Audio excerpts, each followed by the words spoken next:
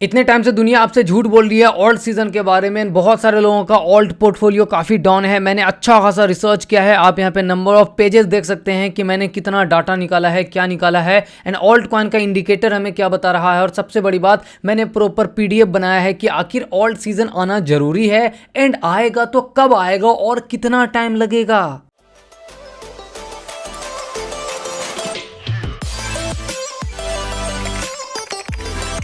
तो देखो, इतिहास हमें यह बताता है कि ऑल्ट कॉइन का सीजन आना कोई टेक्नोलॉजी नहीं है कि हर बार आएगा ही, फिक्स ही है। होता यह है कॉमन सेंस कि जब बिटकॉइन पंप करता है ना, तो पूरा मार्केट उसे फॉलो करता है, तो ऑल्ट कॉइन भी साथ में जाते हैं, तो हम उसे ऑल्ट सीजन बोलते हैं। जैसे कि हमने देखा था 2017 में जनरली पैसा मूव होकर के छोटे कॉइन्स में आता है, क्योंकि वो ज़्यादा रिस्की है। जिन लोगों ने मोटा पैसा बिटकॉइन में बना लिया होता है वो मूव करते हैं रिस्की एसेट्स में, राइट।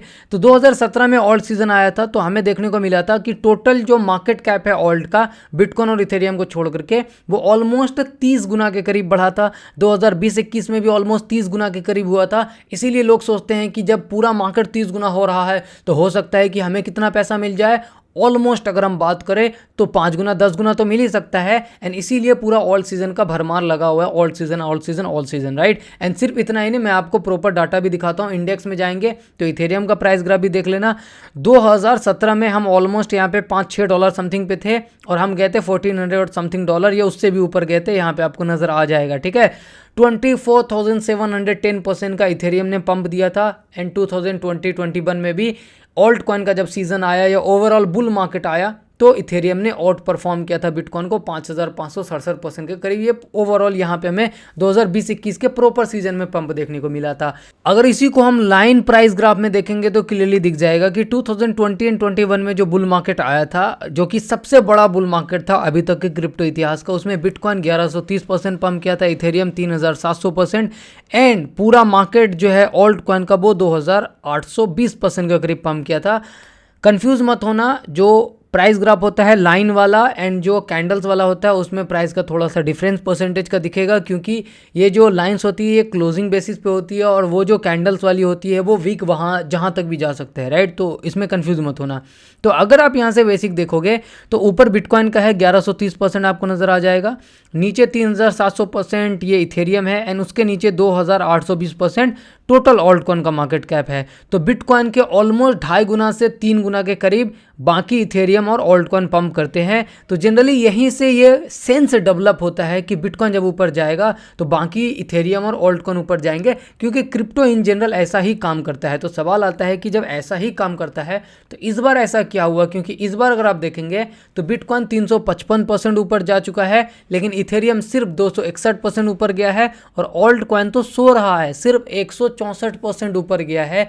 तो ये समझने के लिए कि इस बार ऐसा क्या गलत हो रहा है मार्केट में, जो ऑल्ट कॉइन का सीजन हमें नहीं देखने को मिल रहा है, यह समझना होगा कि आखिर 2020-21 में हुआ क्या था, जो कि इतना तगड़ा हमें रैली देखने को मिला था, डोमिनेंस इतना गंदा गिरा था, एंड ओवरऑल जो ऑल्ट कॉइन का मार्केट है वो बूम किया था। तो चलिए मैं पीडीएफ पे आपको लेके चलता हूं। अभी तक वीडियो में बने हुए हैं तो लाइक कर देना, बहुत मेहनत से ये सब मैंने खुद से तैयार किया है। 2020-21 में जो बुल मार्केट देखने को मिला था, वो सबसे बड़ा बुल मार्केट क्यों था आपको पता है? क्योंकि वो वही टाइम था क्रिप्टो का जब कई सारी नई टेक्नोलॉजी आई थी, बहुत सारा नया सेक्टर इंट्रोड्यूस हुआ था। मैं आपको एग्जांपल दिखाता हूं कि 2020-21 में बोलबाला किसका था एंड कैसे टेक्नोलॉजी ने उस मार्केट को बदला था। यहाँ पे आपको ग्रोथ दिख रहा होगा कि 2021 में सबसे ज़्यादा पंप किसने दिया था, और यहाँ पे कौन कौन से कॉइन कौन कौन से सेक्टर के थे। तो गाला गेम्स बहुत पंप दिया था, ऑलमोस्ट 50,000% के करीब। एक्सी इन्फिनिटी ने पंप दिया था तगड़ा। टॉप परफॉर्मर में सैंडबॉक्स था, Polygon Matic, Terra Luna. Luna बाद में क्रैश किया था, जिनको नहीं पता मैं बता दूं, पहले पंप किया था, ठीक है। सोलाना था, फैंटम था, कडेना था, हार्मनी था, डिसेंट्रलैंड। ये मैंने कुछ नाम लिखा है क्योंकि ये अलग अलग सेक्टर थे। ये जितने भी नाम आपको दिख रहे होंगे ना, इन्होंने एक नया सेक्टर क्रिप्टो को दिया। 2020-21 में हमें प्ले टू अर्न का कॉन्सेप्ट पता चला, यानी कि गेम खेलो पैसे बनाओ। क्रिप्टो में ये हो रहा था, ठीक है। कॉइन्स मिल रहे थे गेम खेलने के। स्टेफन आया था एंड एक्सी इन्फिनिटी था इसके अलावा गेमीफाई का कॉन्सेप्ट आया, गाला गेम्स जो है वो लीडर बन करके उभरा। सेम टाइम पे लेयर 1 में बहुत सारे कंपटीशन आए। पहले 2020-21 से पहले इथेरियम अकेला राज करता था, उस टाइम पे उसको ज़्यादा कंपटीशन मिलता नहीं था, ट्रोन लोग ज़्यादा यूज़ करते नहीं थे, सिर्फ यूएसडीटी विड्रॉल एंड डिपॉजिट करने के लिए यूज़ करते थे, बीएनबी की उतनी हाइप थी नहीं। एंड सबको हाइप मिला कब? 2020-21 में, क्योंकि यहाँ जितने नाम भी दिख रहे होंगे, लूना, सोलाना, फैंटम, कडेना, हारमनी, ठीक है, ये सब लेयर 1 है। तो 2020-21 वो टाइम था जब क्रिप्टो को लेयर 1 का सही मतलब शायद पता चला होगा, क्योंकि उस टाइम पे इथेरियम को कंपटीशन देने के लिए बतेरे प्रोजेक्ट आ रहे थे। एंड सिर्फ इतना ही नहीं, एक और टेक्नोलॉजी वहां से उभरी, मेटावर्स की। टेक्नोलॉजी पहले थी, क्रिप्टो की बात मैं कर रहा हूं कि किस तरीके से क्रिप्टो में मेटावर्स का हाइप आया। 2020-21 वो टाइम था जब ये नए नए सेक्टर आ रहे थे एंड नए नए सेक्टर नए नए इन्वेस्टर्स ला रहे थे, पैसा ला रहे थे। और 2024 आंख बंद करके सोचो कि इस पूरे बुल मार्केट में जितना भी छोटा मोटा आया है, नया क्या दिखा आपको? क्या नया कुछ दिखा आपको? अब आप में से कोई ये मत कह देना कि खान भाई ईटीएफ तो नया आया है मार्केट में। तो देखो, ईटीएफ किसका आया? बिटकॉइन का आया। तो बिटकॉइन का ईटीएफ आया तो बिटकॉइन भी पंप किया, और उसके पूरे इकोसिस्टम में भी पंप देखने को मिला हमें। BRC20 देखने को मिला हमें, रून्स कॉइन्स देखने को मिला, जो STX था वो भी पंप किया। अब ओवरऑल इस मार्केट में बिटकॉइन के ईटीएफ की वजह से पूरा पंप आया है, तो उसके इकोसिस्टम तक पंप घूमता रहा। एंड इसके अलावा मार्केट में एक चीज हुआ है, और वो हुआ है मीम कॉइन्स का बोलबाला। हर जगह मीम कॉइन्स आया है। ये मैं न्यूज़ यहाँ पे आपको दिखा देता हूँ, ठीक है, इसको डिलीट करने दो, उसके बाद मैं यहाँ पे आपको न्यूज़ दिखा देता हूँ कि सोलाना पे 1 महीने के अंदर 1 मिलियन मीम कॉइन्स बने हैं। यहाँ पे आर्टिकल आपको नजर आ रहा होगा। BRC20 जो था वो एक टाइप का मीम कॉइन्स ही था। उसको फैसिलिएट करने के लिए कुछ इंफ्रास्ट्रक्चर प्रोजेक्ट हैं, जैसे कि मूवी वगैरह हो गया, वरना सारा मूवी हो गया, एलेक्स हो गया, ये इंफ्रा वाले प्रोजेक्ट हैं जो कि स्वैप करवाते हैं, ब्रिज करवाते हैं। बाकी BRC20 में भी लगभग मीम कॉइन्स ही भरे पड़े हैं। रून कॉइन्स भी एक तरीके का मीम कॉइन्स है। जब पूरा मार्केट पंप किया सिर्फ एक न्यूज़ की वजह से, बिटकॉइन के ETF की वजह से, और उसके बाद पूरे मार्केट में मीम कॉइन का बोलबाला है, तो नए इन्वेस्टर्स और नया पैसा कहां से आएगा? क्योंकि मीम कॉइन्स तो गैम्बलर लेके आ रहे हैं, इन्वेस्टर नहीं। अब आपको कंफ्यूजन होगा, खान भाई अभी जो टेलीग्राम माइनिंग चल रहा है, हैमस्टर वगैरह, यहाँ पे तो 160 मिलियन यूजर, इतना बड़ा तो यूजर बेस कभी आया ही नहीं है। तो आंख बंद करके बोलो, 160 मिलियन यूजर आ रहा है।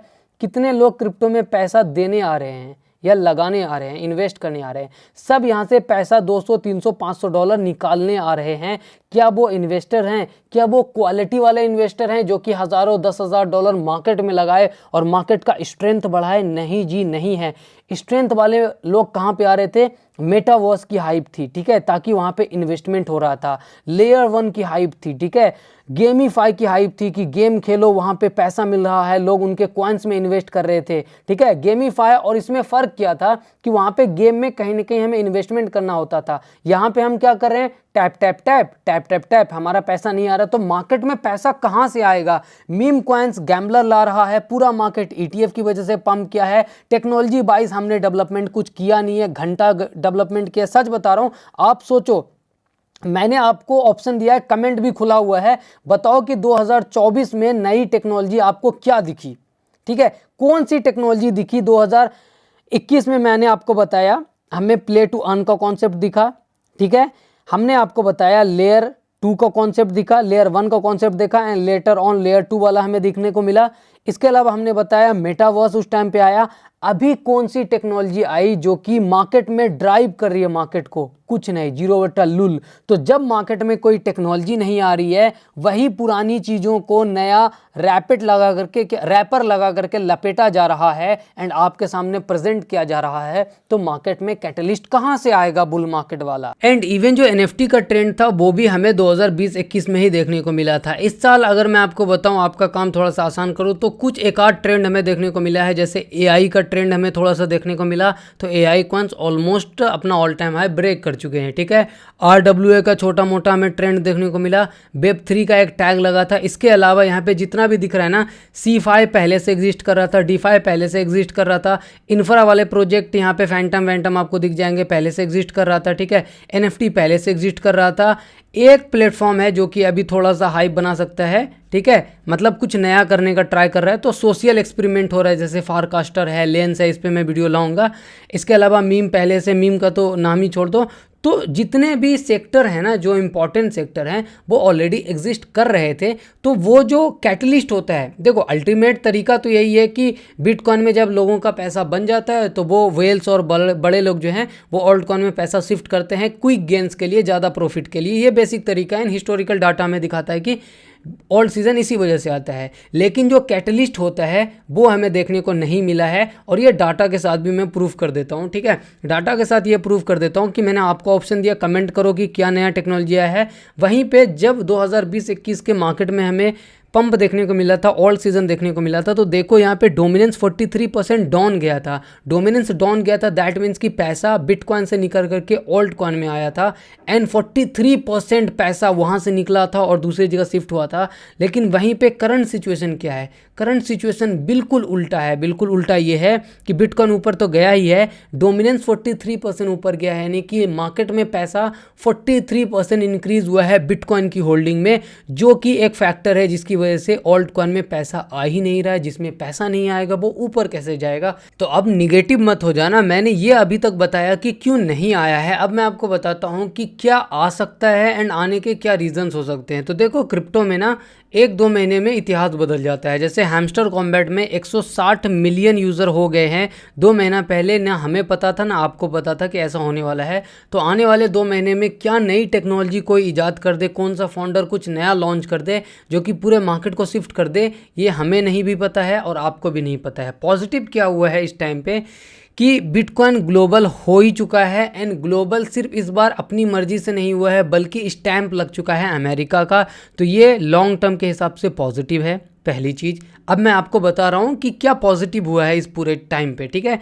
दूसरी चीज़, इथेरियम पे भी अमेरिका का स्टैंप लग चुका है कि हाँ ये भी बढ़िया है, ठीक है। एसईसी ने बोल दिया है कि हम इससे सिक्योरिटीज़ का चार्ज हटाते हैं, तो ये पॉजिटिव है। तो बिटकॉइन और इथेरियम यहाँ रुकने वाले हैं, ये फॉर श्योर है। अब ऑल्ट कॉइन के लिए अपने को चाहिए कैटलिस्ट, जो कि हमें इथेरियम के ETF के लिस्टिंग के टाइम पे या उसके बाद हमें देखने को मिल सकती है। उसका मैं आपको रीज़न बताता हूँ। जो मॉडल फॉलो कर रहा है बिटकॉइन के ETF का मॉडल क्या था, इथेरियम मतलब ETF लॉन्च होने के लिए न्यूज़ आई, पंप किया, उसके बाद जब एग्जैक्टली अप्रूवल हो गया मार्केट डंप किया, साइडवेज रहा। लेकिन जैसे लिस्ट हुआ पैसा इसमें आने लगा, बिटकॉइन पंप किया। ये प्रॉपर आपको वीकली कैंडल में मैंने यहाँ पे शेयर किया था आपको ट्विटर पे, ठीक है, ये आपको दिख जाएगा। तो क्या इथेरियम उसको रिपीट कर सकता है? क्योंकि अभी तक तो हमने देखा स्पेकुलेशन, यानी कि न्यूज़ आ रही थी, पंप किया, अप्रूव हो गया, डंप करके साइडवेज चला गया। अब जब लिस्ट होगा, इन्फ्लो आएगा, पैसा आएगा, तो इथेरियम पंप करेगा। एंड डेफिनेटली अगर इथेरियम में हमें पंप देखने को मिला तो उसके बाद ऑल्ट कॉइन धीरे धीरे इसके साथ चलता है, ये हमें समझ आता है। तो अब हमें क्या चाहिए? पहली चीज़ कि S1 फाइल हो चुका है, मैंने ऑलरेडी बताया हुआ है आपको कि S1 क्या होता है। बेसिकली दो तरीके में या फिर 2 स्टेप में ETF होता है फंक्शन। पहला कि अप्रूवल मिला, दूसरा लिस्टिंग का अप्रूवल होगा कि लिस्ट हो जाएगा, ठीक है। तो ये S1 का एप्लीकेशन अभी चल रहा है, जो कि अभी जून चल रहा है ना, जुलाई के स्टार्टिंग हफ्ते में हो सकता है लिस्ट हो जाए। यहाँ पे आपको नाम दिख रहा होगा, ठीक है, ब्लैक रॉक, नाम याद रखना। इतना समझ में आया होगा आपको। तो अब इथेरियम के ETF लिस्टिंग के साथ साथ हमें चाहिए कोई एक ऐसा कैटलिस्ट या फिर एक ऐसा सेक्टर जो कि साथ में हमें गुड न्यूज़ दे और फिर हमारा मार्केट एक नए तरीके से बूम करे। और क्या पता जिस नए न्यूज़ की मैं बात कर रहा हूँ, हो सकता है कि सोलाना का ETF अप्रूवल होने की न्यूज़ आ जाए, एवैक्स का ETF, चैन लिंक का ETF, यानी कि जो टॉप बड़े फंडामेंटल कॉइन्स है उसका ETF, जिससे कि ऑल्ट कॉइन में हमें एक नया इम्पैक्ट देखने को मिलेगा, राइट।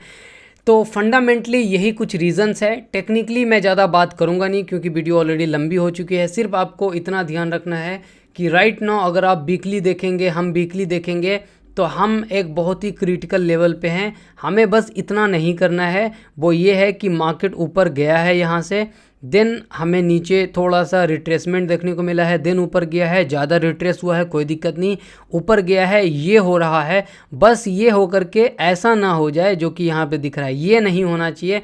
दैट मीन्स कि 2 ट्रिलियन का मार्क हम ब्रेक नहीं करें। अगर गलती से कर भी दे तो वापस इसके ऊपर निकल जाएं।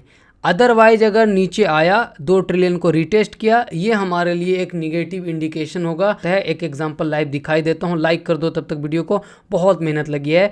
2020 वाला बुल मार्केट देखो, ऊपर गया, थोड़ा सा नीचे आया, फिर ऊपर गया, थोड़ा सा नीचे आया, फिर ऊपर गया, फिर नीचे आया, ठीक है, यहाँ तक हम पहुँच गए हैं।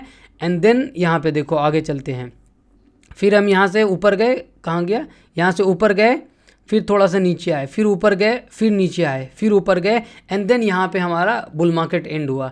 लेकिन जब बुल मार्केट चल रहा था तो बस एक बार नीचे आ रहे थे, फिर ऊपर जा रहे थे, फिर नीचे आ रहे थे, फिर ऊपर।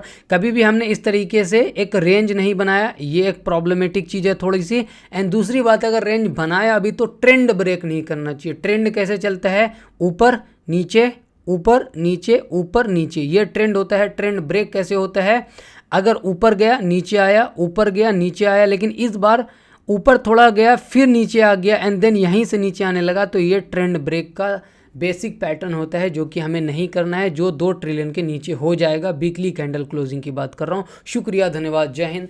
लाइक की उम्मीद बिल्कुल आपसे रहेगी।